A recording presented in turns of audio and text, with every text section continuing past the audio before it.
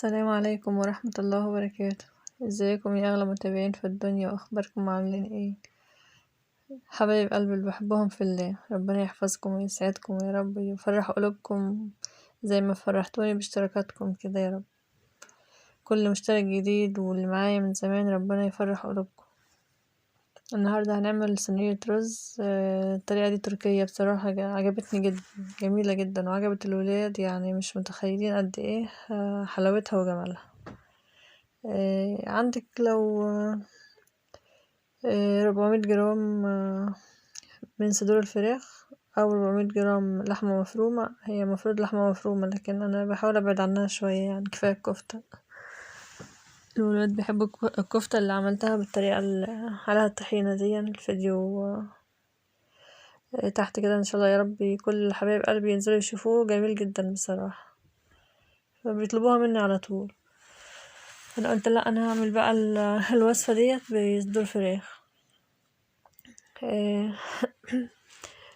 معايا انا 670 جرام من صدور الفراخ. صدر فرخة عملته، يعني قطعته كده ناعم، وقطعت صوابع كده، وبعد كده قطعته ناعم كده زي ما انتوا شايفين، عشان تبقى يعني شبه اللحمة المفرومة كده، قطع صغيرة اوي.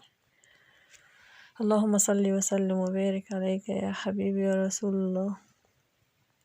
معايا كمان 3 قرون من الفلفل الاخضر، وقرن واحد من الفلفل الاحمر.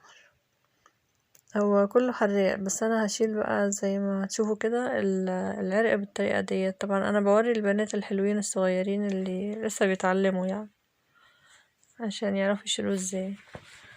احنا الكبار بنعرف نعمل كل حاجة، وربنا يحفظكم يا رب كلكم. نشيلوا العرق بالطريقة ديت كده عشان مش يبقى حراق. يعني لما شلت العروق كده ما كانش فيها يعني حاجة، خفيفة خالص، محدش اشتكى يعني. قطعتهم بالطريقة ديت، والقرن الفلفل الأحمر برضو قطعته، والبصلاية هقطعها كده، هي بصلاية واحدة.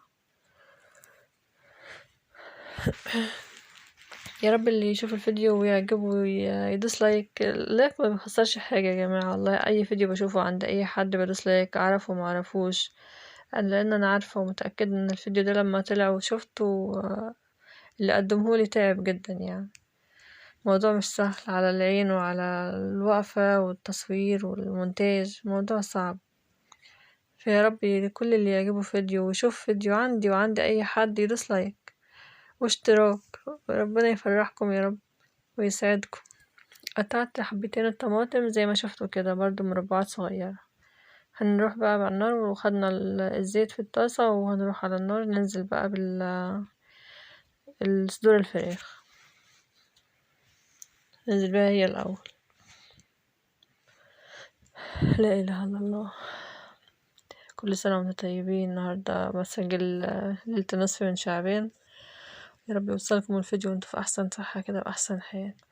بعد ما اتشمعت الفراخ كده هنزل بفص توم واحد بس، وبعد كده هشيله تاني عشان مش عايزين طعم توم، يعني بس يديها كده ريحة، بس ريحة خفيفة يعني مظهرش خالص. ورقتين من اللورة. طبعا ورق اللورة دون فاتح للشهية، وليه فوائد جميلة جدا، يعني ملوش ريحة ولا له طعم، لكن هو له فوائد صحية جميلة جدا، مش فاكرة بصراحة اقول لكم عليها. نزلنا بالبصل طبعا الاول، مش هننزل باي حاجة تاني الا لما البصل يستوي. بعد كده نزلت بالفلفل والبهارات ديت، حبهان فلفل اسمر، ملح، بابريكا. ايه تاني؟ مفيش حاجة تاني.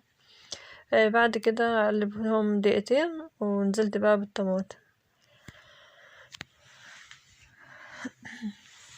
هنقلبها شوية لحد كده من دبلت كده شوية هي والفلفل، وننزل بقى نطبخ الرز.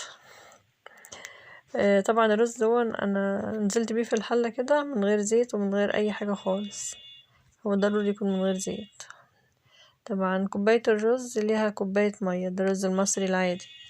اما الرز البسمتي طبعا كوباية لها كوبايتين، كوباية الرز لها كوبايتين مية. طبعا برضو الكلام موجه للفتيات الحلوين الأمامير الصغيرين. لسه برضو بيتعلموا. هنحط شوية ملح للرز عشان ما نحطش ملح وهو بعد ما يستوي. طبعا بشيل ورق اللورا تاني، مش هسيبه، ونقلبها كده كويس لحد ما نلاقيها خلاص. دي اخر حاجة معلقة الصلصة دي، هقلبها فيها شوية دقيقة بس وهنطفي عنها.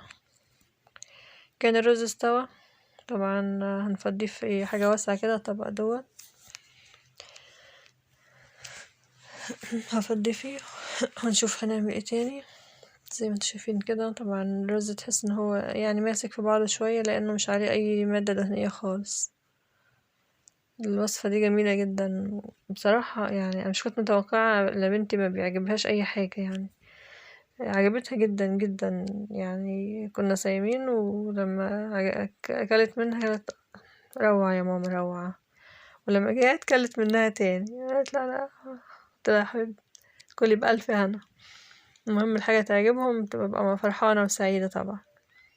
نزلت على الرز بثلاث تلات بيضات، هنقلبه كويس قوي، ورشة فلفل اسمر كده حوالي معلقة خدتها في ايدي عشان اعرف ارشها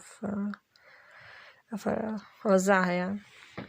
اقلب كده لحد لما نشوف زي ما انتوا شايفين كده كل البيض اتوزع مع الرز، لان دي اداة الربط. البيض دول هو اللي هيمسك الرز مع في بعضه، غير ان الرز كمان مش عليه زيوت، هيتماسكوا مع بعض. وزعه في الصينية كويس قوي كده. اللهم صل وسلم وبارك عليك يا حبيبي يا رسول الله. وزعه كده وندوس عليه مع المعلقة ديت. المهم هنوزعه كويس قوي كده وندوس عليه عشان يتماسك اكتر. هننزل بقى صدور الفراخ على الرز. حبايب قلبي ما تنسوش تدوسوا لايك واشتراك، فرحوني زي ما حبايبي اللي اشتركوا فرحوني كده. يا رب كل اللي يشوف الفيديو كده يشترك يا رب ان شاء الله، وان شاء الله حاجات جاية تانية كتير جميلة وحلوة. معرفش بقى اذا كنتوا شفتوا الوصفة دي قبل كده ولا لا، اكيد في اللي شافها يعني، بس هي عجبتني بصراحة قلت عايزة اعملها وانزلها برضه. هنرش رشة جبنة على الوش كده. مفروض يعني خليط من الشيدر والموزاريلا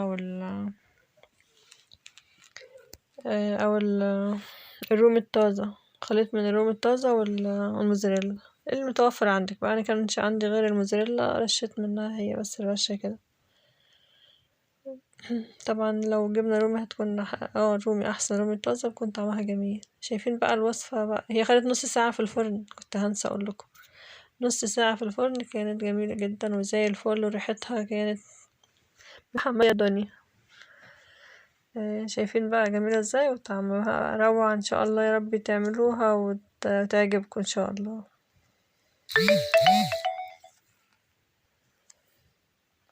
يلا يا رب نتقابل ان شاء الله في فيديو جاي تاني كده يكون جميل واحسن من كده كمان.